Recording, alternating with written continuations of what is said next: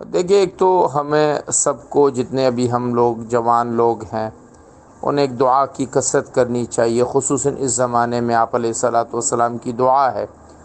اللہم اجعل اوسع رزقک علی عند کبر سنی و انقطاع عمری۔ اے اللہ، جب میں بوڑھا ہو جاؤں اور میری عمر ختم ہونے لگے تو اپنا رزق مجھ پر وسیع کر دے۔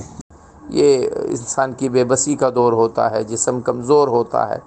اسے وسیع رزق کی ضرورت ہوتی ہے۔ دوسری بات یہ ہے کہ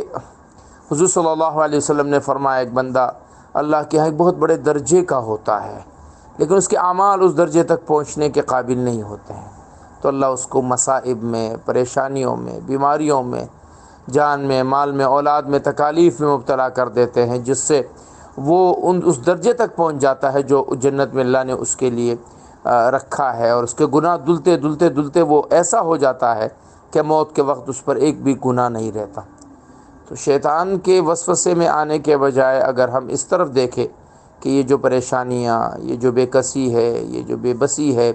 یہ اللہ کی طرف سے ایک انعام ہے۔ اللہ رب العزت اس بندے کو اپنے مزید قریب کر رہے ہیں۔ بیماریاں گناہوں کے دھلنے کا سبب ہے، اور یہ انسان اللہ کے ہاں پاک صاف ہو کر پہنچے گا۔ عمر کے آخری کے حصے کی تکلیفیں، پریشانیاں، یہ اللہ کے ہاں ٹھکرائے جانے کی علامت نہیں ہے، بلکہ یہ تو اللہ کے ہاں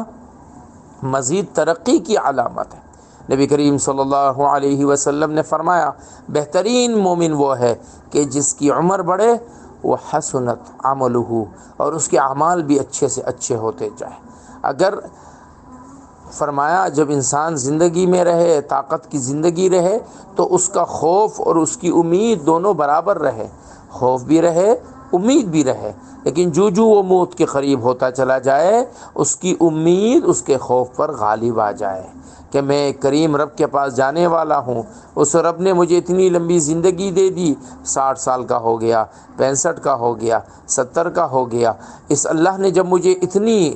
مہلت دے دی، میرے گناہوں پر پردے ڈالے رکھے، وہ چاہتا تو مجھے میرے پہلے گناہ پر ہی دنیا سے اٹھا دیتا، اس نے مجھے مہلت دی، وہ کریم رب مجھے آخرت میں بھی رسوا نہیں کرے گا، وہ وہاں بھی مجھ پر پردے ڈالے گا۔ وہ اللہ جو بہت زیادہ ستار ہے، وہ پردے ڈالنے والا ہے، وہ اللہ جو بہت زیادہ غفار ہے،